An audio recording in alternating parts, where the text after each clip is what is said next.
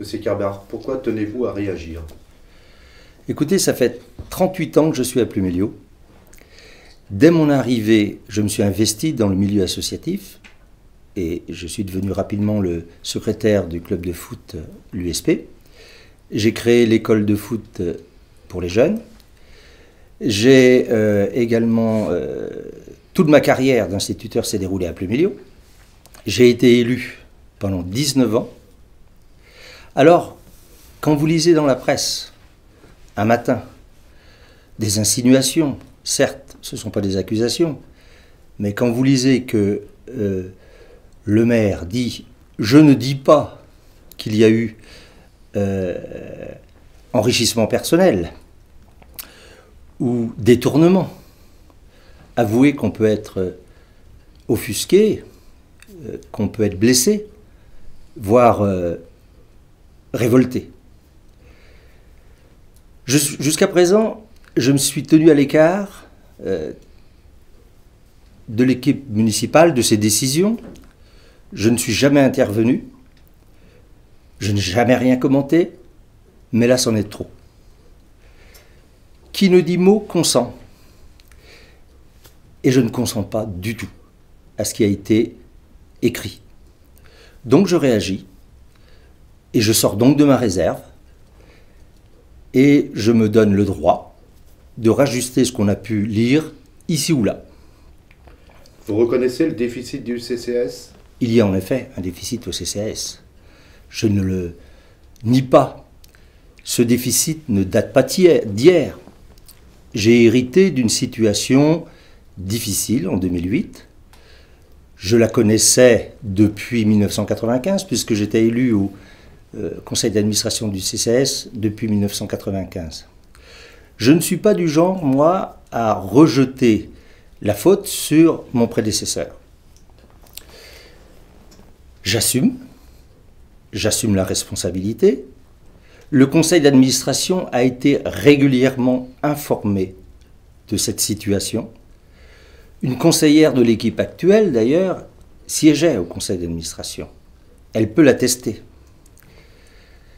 L'avantage par rapport au maire actuel, c'est que je connaissais la situation lors de ma prise de fonction.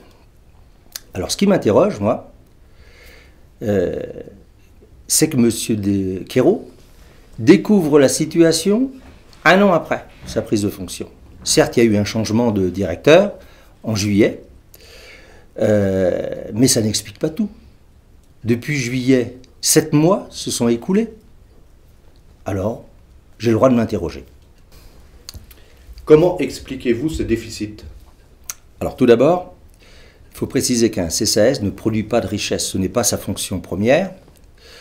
Le CCAS de Pluméliau, ça n'a pas tout le temps été le CCAS, ça a été d'abord un bureau de bienfaisance, un bureau d'aide sociale, ce qui veut tout dire. Les recettes propres du CCAS, ce sont essentiellement des loyers de logement et des loyers de terre, qui se montent environ à 50 000 euros. Les dépenses sont supérieures aux recettes. Le CCAS, par contre, a un actif, des biens fonciers et immobiliers. Le déficit est dû, pour une grande part, à des charges de personnel, des charges de salaire qui n'incombaient pas au CCAS. En effet, du personnel pour des résidents lourdement handicapés, des résidents de la Villeneuve, ces charges de personnel n'étaient pas entièrement prises en charge par le foyer de la Villeneuve. Et le delta, c'est le CCAS qui le prenait en charge. Et ceci depuis 1994. Est venu s'ajouter en 2005 l'emploi d'un agent d'entretien et les charges de salaire, elles non plus, n'étaient pas prises en charge par le département. C'est le CCAS qui prenait entièrement en charge ce salaire.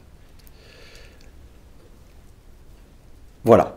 Donc ce qui explique le déficit, puisque ces charges salariale, c'était entre 50 000 et 60 000 euros par an. Qu'avez-vous pris comme mesure pour réduire ce déficit? On a pris 3 types de mesures.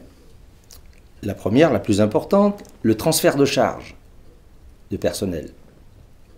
Deuxièmement, une subvention régulière vers le CCAS depuis le budget communal. Et enfin, des ventes de biens. Alors nos efforts se sont concentrés principalement sur le transfert de charges. Mais il nous fallait l'accord du département. Donc nous avons négocié depuis plusieurs années.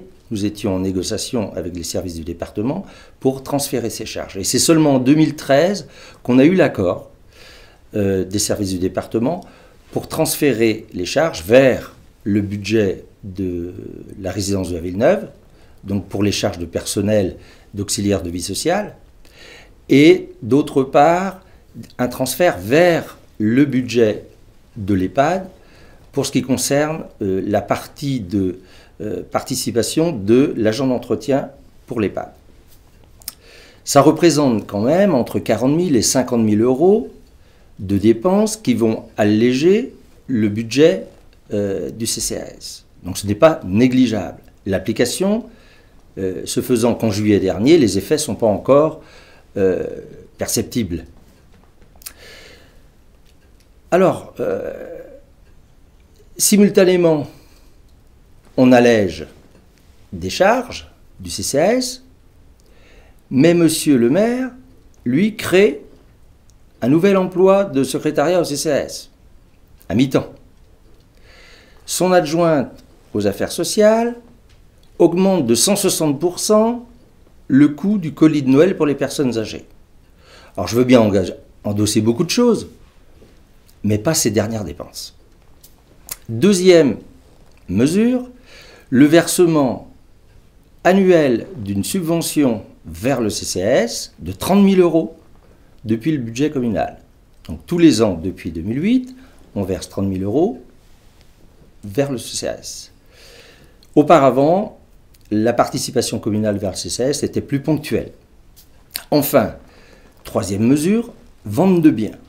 Nous avons vendu un terrain à Port-Arthur pour l'installation d'une CUMA, la recette, pratiquement 70 000 euros. Et nous avons également vendu des coupes de bois. Pourquoi n'avez-vous pas vendu de terres agricoles comme le préconise monsieur le maire? Alors, d'abord je rectifie, on a vendu une ferme à Plumelin dans les années précédant l'année 2000.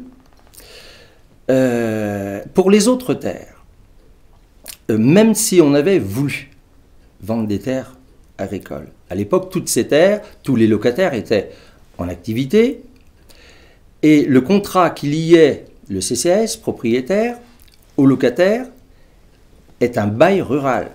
Pour ceux qui connaissent le bail rural, ils savent très bien que c'est très difficile de récupérer des terres quand elles sont louées, voire impossible. Sauf accord des deux parties, naturellement. Pourquoi est-ce possible maintenant, puisque le maire annonce qu'il va vendre les 30 hectares de terres agricoles, alors que vous venez de nous dire que c'était impossible? Alors, d'abord, il faut que je précise une chose.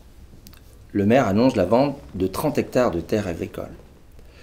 Le CCAS possède près de 50 hectares de terres agricoles.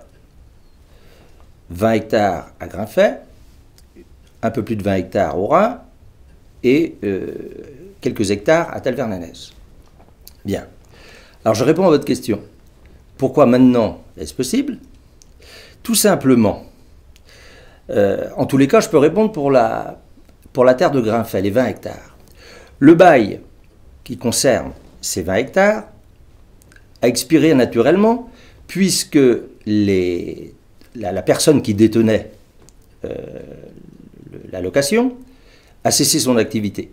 Donc il est aisé naturellement pour le CCAS de récupérer ces terres pour en disposer, soit pour relouer, soit pour vendre. Alors, je voudrais quand même souligner quelque chose. C'est que le maire souhaite que les acheteurs soient en priorité ceux qui exploitent actuellement les terres. Or là, je peux l'entendre. Je ne discute pas sa proposition. Mais les terres concernées, les 20 hectares dont on vient de parler, sont exploitées par un membre du nouveau conseil d'administration du CCAS. Alors, suivant la formule à la mode, là, je ne dis pas qu'il y aura conflit d'intérêts, mais je dis simplement qu'on peut se poser la question.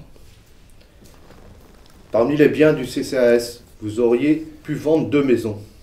Pourquoi ne l'avoir pas fait? C'est exact. Et on en a souvent discuté au conseil d'administration de vendre ces 2 maisons. Alors j'avais fait estimer les biens,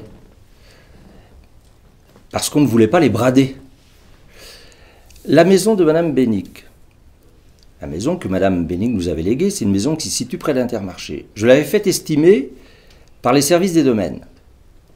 L'estimation, 70 000 euros, et non 45 000, comme prétend Monsieur le maire. Elle est vendue 40 000 euros. Je prends acte de la décision, je n'ai pas à discuter. Pour la maison de Madame Derrien, qui se situe dans une petite cour près de la mairie, j'avais fait estimer le bien également par une étude notariale de Beau. Résultat, 35 000 euros. 30 000 pour la maison, 5 000 pour les annexes. Et non pas 20 000 euros comme prétend Monsieur le maire. La vente se fait au prix de 17 000 euros. Là, je dis que c'est un cadeau.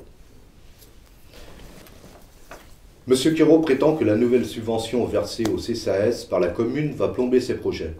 Qu'en dites-vous? Ben là, on veut nous faire avaler des couleuvres, tout simplement. 30 000 euros injectés vers le CCAS, ça représente quoi? Un peu plus d'1% des dépenses de fonctionnement du budget 2014, puisque le budget 2015, je ne le connais pas. Mais le budget 2014, je le connais. On va comparer à autre chose. L'augmentation de l'enveloppe totale des indemnités des élus. Plus 23 000 euros par rapport au mandat précédent. Alors quand on nous dit que les 30 000 euros injectés, les 30 000 euros nouveaux, vont plomber les projets, vont plomber le budget, moi je n'y crois pas un seul instant. Alors, jusqu'à présent, je ne suis pas intervenu dans les décisions municipales, mais là, vu ce qui s'est passé récemment, avec les déclarations qui m'ont vraiment choqué, là je donne mon avis. En fait, M. Quérault veut trouver des explications, il veut trouver des fautifs, il veut trouver des coupables, et on les cherche dans le passé, pour expliquer les déboires futurs. Parce que réellement, je suis persuadé que M. Quérault et son équipe vont rencontrer de réelles difficultés pour mettre en œuvre les projets démesurés. En résumé, il met la charrue avant les bœufs. Il déconstruit avant de construire. Et il fait croire que c'est la population qui décide en organisant des consultations où on ne nous propose qu'une seule solution réellement. Alors, Monsieur le maire a des ambitions, certes, que je ne conteste pas, mais le budget communal a-t-il les moyens financiers, Monsieur le maire a-t-il les moyens financiers pour réaliser ses ambitions? Ça, c'est une question qu'on peut se poser. Que pensez-vous du climat de tension qui règne actuellement à Pluméliau? Je le résumerai par un seul mot, détestable. Depuis 1 an, on a divisé la population. On a monté les uns contre les autres, avec des polémiques à répétition, relayées par la presse. D'autre part, la perception de la commune par les gens de l'extérieur, cette perception est catastrophique. On voulait faire de Pluméliau, et on veut faire de Pluméliau, et c'est très bien, une commune attractive. En fait, pour l'instant, on a fait de Pluméliau une attraction pour les manchettes des journaux. Une dernière question, M. Carbard. Quels sont vos souhaits pour l'avenir? Alors j'ai un souhait déjà personnel, c'est qu'on me laisse tranquille, parce que j'estime que depuis 1 an, on m'a quand même beaucoup chargé. J'aimerais bien profiter de ma retraite. Je laisse l'équipe municipale travailler. Et maintenant, je reprends de la distance. Merci.